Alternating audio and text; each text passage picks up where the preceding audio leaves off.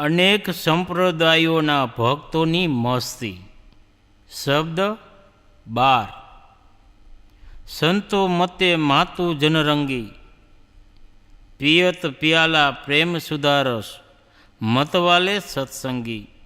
અર્ધ ઉગે ભાઠી રોપીની, લેત કસારસ ગારી. મુદે મદન કાટી કર્મ કસ્મલ, સંતતિ જુવત અગારી. ગોરખદત્ત વશિષ્ઠ વ્યાસ કપી, નારદ શુક મુનિ જોરી. બેઠે સભા શંભુ સનકાદિક, તહાં ફીરે અધૂર કટોરી. અંબરીશ ઓર યાજ્ઞ જનક જડે, શેષ સહસ મુખ ફાના. કહા લોગનો અંત કોટિલો, અમલ હલ મહલ દીવાના. ધ્રુવ પ્રહલાદ વિભીષણ માતે, માતી સેવરી નારી. નિગુણ બ્રહ્મ માતે વૃંદાવન, અજુ લાગી ખુમારી. સુરનર મુનિ યતિ પીર ઓલિયા, જીનરે પિયા તીન જાના. કહે કબીર ગુગે કી શક્કર, ક્યો કરે કરે બખાના. અનુભાવાર્થ. હે સંતો, ભક્ત તથા જ્ઞાની જન પોતપોતાના મત મુજબ આધ્યાત્મિક વિચારોમાં મસ્ત છે. તે મસ્ત સત્સંગી પ્રેમ અમૃત રસના પ્યાલા પીને ધરાય છે. તે સાધકજન શરીરના નીચલા તથા ઉપલા ભાગને જાણે ભઠ્ઠી બનાવી અનુભવનો પરિપક્વ રસ ગાળી લે છે. તેઓ કામને જીતી લે છે અને કર્મ સંસ્કારોની મૂર્છા તથા મોહને કાપીને નિર્મળ થઈ જાય છે. તેમના હૃદયમાં સતત અનુભવનો અમૃત રસ ટપકતો રહે છે. આ આધ્યાત્માન અમૃત રસને ચાખવા માટે ગોરખનાથ, દત્તાત્રેય, વશિષ્ઠ, વેદવ્યાસ, હનુમાન, નારદ, શુકદેવ, મુનિજન, શિવ, સનક, સનંદન વગેરે સભામાં જોડાઈને બેસી ગયા છે અને એમના હોઠ પર અમૃત રસની પ્રેમ કટોરી ફરી વળી છે. એટલું જ નહીં, અંબરીશ, યાજ્ઞવલ્ક્ય, વિદેહીજનક, જડભરત, હજાર મુખ તથા ફેણવાળા શેષનાગ ક્યાં સુધી ગણવામાં આવે. અસંખ્ય કરોડ ત્યાગી અને ગૃહસ્થ બધા જ આધ્યાત્મિક રસ પીવા માટે દીવાના થયા છે. ધ્રુવ, પ્રહલાદ અને વિભીષણ પણ આમાં મસ્ત બન્યા. સબરી નારી પણ મસ્ત બની. નિગુર બ્રહ્મે જ સગુણ સાકાર કૃષ્ણ બનીને વૃંદાવનમાં ગોપીઓ સાથે રાસ કર્યો છે. આવું માનીને માધુર્ય ભક્તિના રસિક આજે પણ વૃંદાવનમાં મસ્ત બનીને ફરે છે અને તેઓને હંમેશા નશો ચઢેલો રહે છે. દેવ, મનુષ્ય, મુનિ, ત્યાગી, પીર, ઓલિયા જેમણે પણ આ ભક્તિ રસ તથા અનુભવ રસ પીધો છે તે જ આનો સ્વાદ જાણી શક્યા છે. સદગુરુ કબીર સાહેબ કહે છે કે જો મૂંગો સાકર ખાય તો તે સાકરના સ્વાદનું વર્ણન કેવી રીતે કરી શકે? વ્યાખ્યા. સંસારમાં કેટલાક સાત્વિક સંસ્કારના જીવ હોય છે, તેમને વિષય ભોગોનો આનંદ નથી લાગતો. ઇન્દ્રિયોના વિષય ભોગ ક્ષણિક છે, એમાં ગંભીર સમજવાળી વ્યક્તિને નથી પડતી. તેઓ દશ્યમાન ભાગોથી વિરક્ત થઈને અવિનાશી સુખ શોધે છે. આમને જ આદ્યમાર્ગી કહેવામાં આવે છે. આમાં અનેક દેશ, ક્ષેત્ર, ભાષા, કાળ, માન્યતા તથા સંસ્કારના સાધકો હોય છે. એટલા માટે એમની માન્યતાઓ તથા બાહ્યચારોનું ઘણું અંતર રહે છે અને ક્યાંક ક્યાંક તો એકબીજા સાથે વિરોધ પણ રહે છે. પરંતુ એ બધા આધ્યાત્મિક રસિક પોતપોતાની સમજ પ્રમાણે જડ પ્રકૃતિથી અલગ અવિનાશી તત્વ તથા ચિરંતન સુખની શોધમાં રહે છે. આવા વિવિધ મતોના આધ્યાત્મિક રસિકોને સદગુરુ કબીરે અહીં એક જ શબ્દોમાં પરોવી તેમની આધ્યાત્મિક મસ્તીનું રોચક તથા સમન્વયપૂર્ણ વર્ણન કર્યું છે. સદગુરુ કબીર સાહેબ કહે છે કે પ્રેમ સુધારસ પિયાલા પીને છકી જનારા મસ્ત સત્સંગીઓના લક્ષણ સંસારીઓ કરતાં અલગ હોય છે. ભલે ગમે તે મતના સાધકો હોય, તેમનું એ સાર્વભૌમિક લક્ષણ હોય છે કે તેઓ વિષયોક્ત વિરક્ત હોય છે અને પ્રાણી માત્રને આત્મરામ માની સૌની સાથે પ્રેમનો વ્યવહાર કરે છે. આ લક્ષણના પરિણામે પરમાર્થ લાભ તો થાય જ છે, વ્યવહારિક જીવનમાં પણ આમાં જ સમુજણ થાય છે. આ જ લક્ષણોથી ધરતી સ્વર્ગ બની શકે.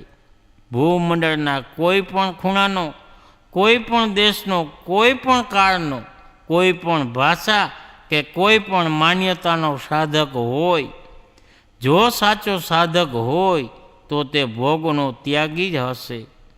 જે ભોગનો ત્યાગી હશે તે વિશ્વ પ્રેમનો સ્વરૂપ હશે. રાગી તો ભોગી અને મોહી હોય છે તથા ત્યાગી પ્રેમી હોય છે.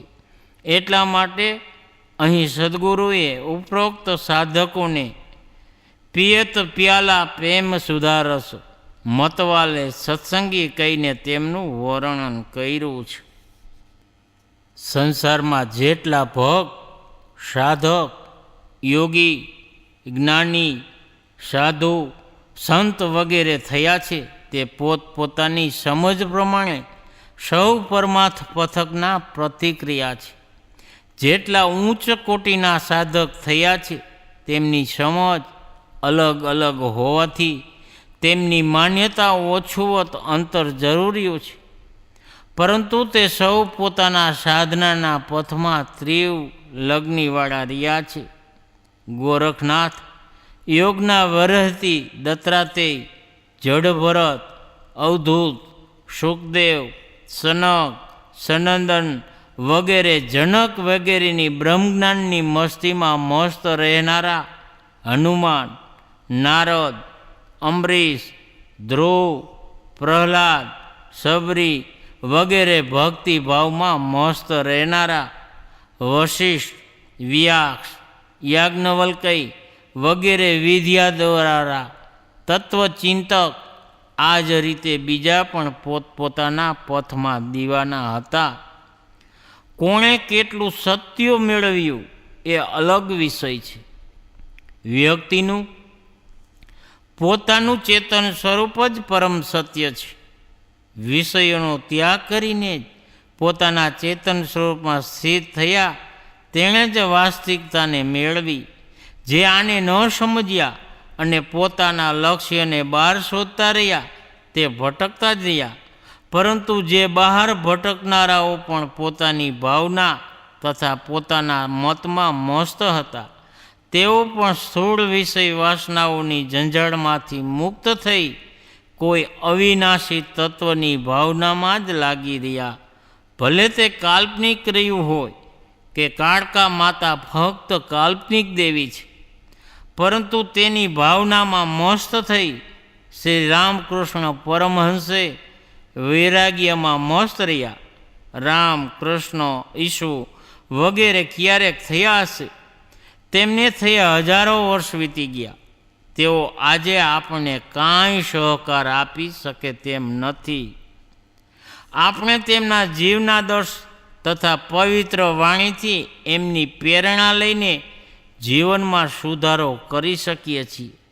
પરંતુ તેમની ભાવનામાં મસ્ત થઈ હજારો સાધક સાંસારિક ઝંઝટોથી બચીને પોતાના મતમાં મસ્ત છે.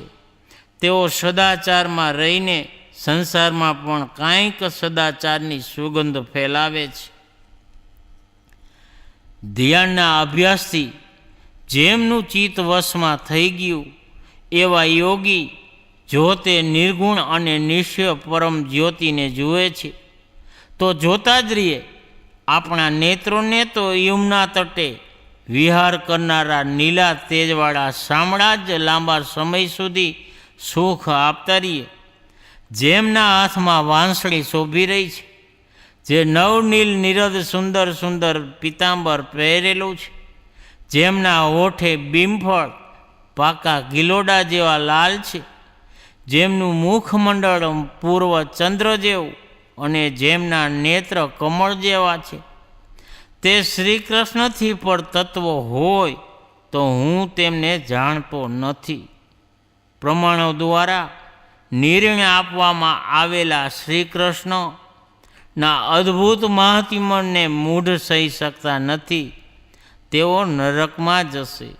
એ ઠીક છે, અદ્વૈતીય જ્ઞાનના રસ્તે ચાલનારા મુમુક્ષુઓ મારી ઉપાસના કરે છે. એ પણ ઠીક છે કે આત્મતત્વનું જ્ઞાન પ્રાપ્ત કરીને હું સ્વરાજ્યના સિંહાસન પર આરૂઢ થઈ ગયો. પરંતુ શું કરું? કોઈ એક ગોપ વધુએ પ્રેમી શટ છે. તે જ હરિએ મને બળપૂર્વક તેમનો દાસ બનાવી લીધો છે. મધુસૂદન, સરસ્વતી, જેમ શ્રી કૃષ્ણ સિવાય કોઈ પરમ તત્વ નથી જાણતા, તે જ ભોળપણની દશા રાષ્ટ્રીય કવિ મિથિલી શરણ ગુપ્તની છે. તેઓ કહે છે કે હે રામ, શું તમે માનવ છો? શું તમે સર્વત્ર વ્યાપ્ત ઈશ્વર નથી? જો તમે ઈશ્વર નથી તો હું નિરીશ્વર છું. ઈશ્વર મને ક્ષમા કરો. તમે ન રમતા હો તો મારું મન તમારામાં પણ રમણ કરે.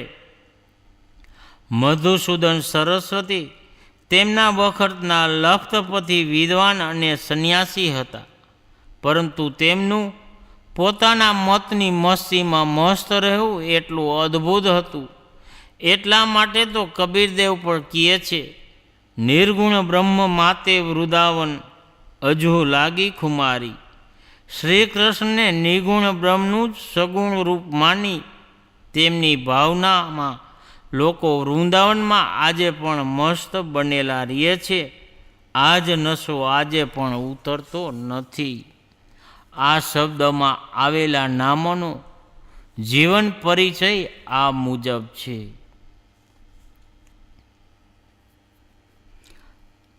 કે દત્તાત્રેય ભાગવત મુજબ એ એક બ્રહ્મજ્ઞાની હતા. અત્રિના પુત્ર અનસૂયાને કુખે જન્મ્યા હતા. એમના વિશે પણ લોકો અવતાર હોવાની કલ્પના કરી છે. ભાગવત મુજબ એમણે 24 ગુરુ કર્યા હતા. વશિષ્ઠ એકવાર ઉર્વશી વરુણાલયમાં કીડા કરતા જોઈને મિત્ર વરુણ બંને દેવો કામ પીડિત થઈ ગયા. એક ઘડામાં તે બંને વીર્યપાત કરી દીધું. તેમાંથી પહેલાં અગસ્ત અને પાછળથી વશિષ્ઠ પેદા થયા. વાલ્મીકી રામાયણ ઉત્તરાકાંડ 55માં સર્ગમાં આ વધુ જાણવા મળશે. ઘડામાંથી ઉત્પન્ન થવું બિલકુલ અસંભવ જ છે ને. હકીકતમાં ઉર્વશી દ્વારા ઉત્પન્ન થયા હશે. હિન્દુ ધર્મના આદિ ગ્રંથ ઋગ્વેદમાં ચોખ્ખું લખ્યું છે કે મિત્ર વરુણ તથા ઉર્વશી અપ્સરા દ્વારા વશિષ્ઠજી પેદા થયા. ઋગ્વેદ 7:33-11. વશિષ્ઠજી પ્રસિદ્ધ શ્રી રામજીના ગુરુ હતા. વ્યાસ માછણ કન્યા સત્યવતી નાવ ચલાવતી હતી. ત્યાં પરશુર મુનિ પહોંચી ગયા. તેઓ સત્યવતીને જોઈને મોહિત થઈ ગયા. તેઓએ સત્યવતીને પોતાની કામનાની વાત કહી. તેણે કહ્યું, મહારાજ, ચારે બાજુ માણસો ફરી રહ્યા છે. દિવસે આવું વર્તન કેવી રીતે થાય? પરાશરે તરત જ ધુમ્મસ પેદા કરી દીધું, એટલે ચારેય બાજુ અંધારું છવાઈ ગયું. પરાશરને સત્યવતીએ કહ્યું, મહારાજ, આવું કરવાથી મારું કૌમાર્ય નાશ પામશે. પરાશરે કહ્યું, તારું કૌમાર્ય નાશ નહીં થાય. તું જે ઈચ્છે તે વરદાન માગ. તેણીએ કહ્યું કે મારા શરીરમાંથી માછલી જેવી ગંધ આવે છે, તે ન આવે. મુનિએ કહ્યું, તેવું જ થશે. માટે તે જ વખતથી સત્યવતીનું શરીર દુર્ગંધથી પૂર્ણ થઈ ગયું અને તેનું નામ ગંધવતીમાંથી યોજના ગંધા પડ્યું. તેના શરીરમાંથી ચારેય બાજુ સુગંધ ફેલાવા લાગી. પછી પરાશરે પોતાની મનોકામના તેની સાથે પૂર્ણ કરી. પરિણામે યોજના ગંધાના ગર્ભથી વ્યાસજી પેદા થયા. આ મહાભારતમાં લખેલું છે. કહેવાય છે કે વ્યાસજીએ જ વેદોનું સંપાદન અને પુરાણો વગેરેની રચના કરી. હનુમાનજીના પિતાનું નામ કેસરી અને માતાનું નામ અંજની હતું. વાલ્મીકી રામાયણ મુજબ વાયુ નામના એક દેવે એક વખત અંજની સાથે સહવાસ કર્યો. ત્યારે હનુમાનજી જન્મ્યા તથા પવનસુત કહેવાયા. શંકર સુવન હોવામાં એ પ્રમાણમાં છે કે વિષ્ણુનું મોહિની રૂપ જોઈ કામવશ શંકરનું જ્યારે વીર્યપાત થયું તો ઋષિએ તેને ઉઠાવીને એક પડિયામાં મૂકીને રામજીનું કાર્ય સિદ્ધ કરવા માટે અંજનીમાં પ્રવેશ કરાવ્યો અને ગર્ભ રહી ગયો. પછી તેમાંથી હનુમાનજી જન્મ્યા. આ કૃત્રિમ ગર્ભાધાનનો નમૂનો છે. એક માન્યતા એવી પણ છે કે વાયુ તથા શંકરનું તેજ કેસરીમાં પહોંચી ગયું અને તે જ કાળમાં તેઓએ તેમની પત્ની અંજની સાથે સહવાસ કર્યો. પછી હનુમાનજી જન્મ્યા વગેરે. વાયુ દેવતા અને શંકરનું તેજ કેવી રીતે કેસરીમાં પહોંચી ગયું? આ પણ એક કલ્પના છે. હનુમાનજીની શ્રીરામ ભક્તિ પ્રસિદ્ધ છે. શંભુ. શિવનું એક નામ શંભુ પણ છે. શિવજીની ઉત્પત્તિ વિશે જુદી જુદી કલ્પનાઓ છે. તેથી એક પણ પ્રમાણિક નથી. એમની કથાઓ પુરાણોમાં વિવિધ રીતે મહિમા સહિત વર્ણવેલી છે. અમરીશ. તેઓ અયોધ્યાના એક સૂર્યવંશી રાજા હતા. એમના પિતાનું નામ નાભાગ, દાદાનું નામ વેવેશમત હતું. એ પ્રસિદ્ધ વૈષ્ણવ ભક્ત હતા. એકવાર તેઓએ દુર્વાસાને આમંત્રણ આપ્યું હતું. દુર્વાસા આવતા સુધીમાં પારણાનો સમય પૂરો થઈ જવાથી ભયથી તેઓ ફક્ત જળનું આચમન કરી લીધું. એટલામાં દુર્વાસા આવી ગયા અને આ જોઈને ક્રોધે ભરાયા કે મને જમાડ્યા વગર કેમ આચમન કર્યું. દુર્વાસાએ અમરીશને મારવાનું વિચાર્યું, પરંતુ વિષ્ણુના ચક્રે દુર્વાસાનો પીછો કર્યો. અંતે દુર્વાસાએ અમરીશ પાસે માફી માગી. શેષ.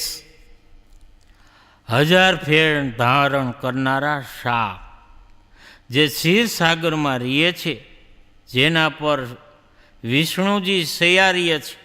શેષજી પોતાની હજારો ફેણો મુખોથી વિષ્ણુજીના ગુણ ગાય છે. ક્ષીરસાગર અને શેષ હકીકતમાં બંને કલ્પિત છે. જગત પ્રચલિત વાર્તાઓ મુજબ કબીર સાહેબે ઉદાહરણ આપ્યા છે.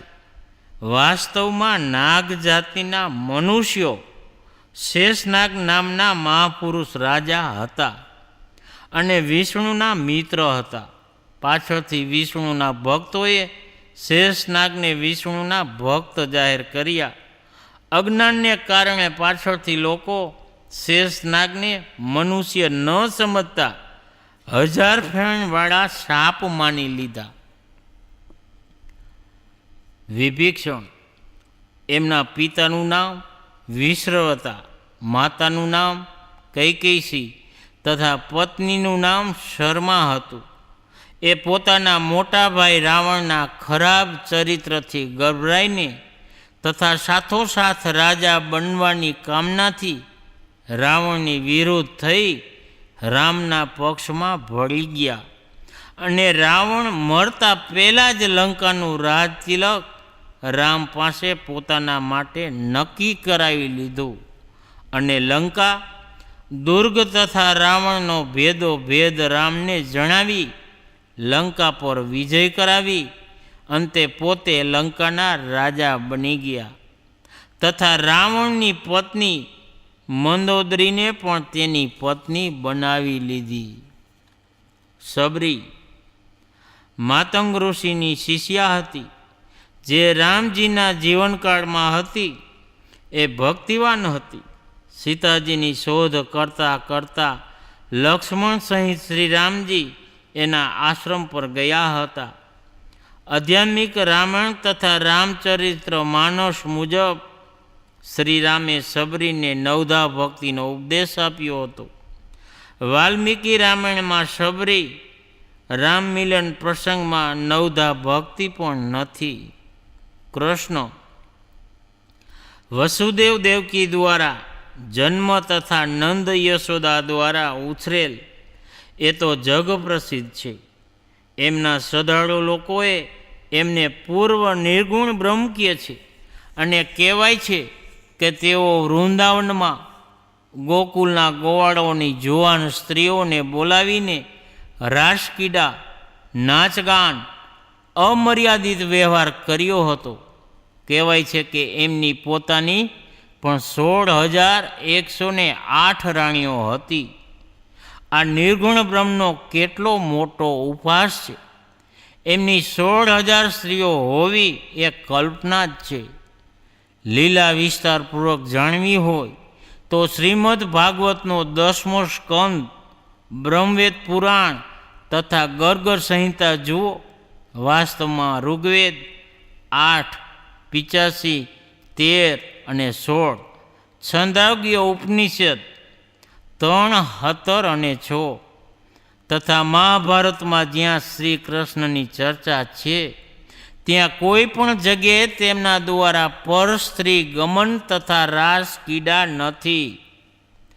આ તો વિષય પંડિતોએ શૃંગાર રસ જોશમાં કૃષ્ણ ચરિત્રમાં રાસ તથા પર શ્રી ગમન વગેરે પ્રસંગો જોડી તેમના ચહેરાને વિકૃત કર્યા છે. શ્રી કૃષ્ણ ગૃહસ્થ જરૂર હતા, પણ તેઓ રાજનીતિજ્ઞ, શૂરવીર, જ્ઞાની તથા દાર્શનિક હતા. તેઓ પર સ્ત્રીઓની સાથે નથી રાસ કરતા, નથી તેમની સાથે કીડા કરતા કે નથી તેમને હજારો પત્નીઓ.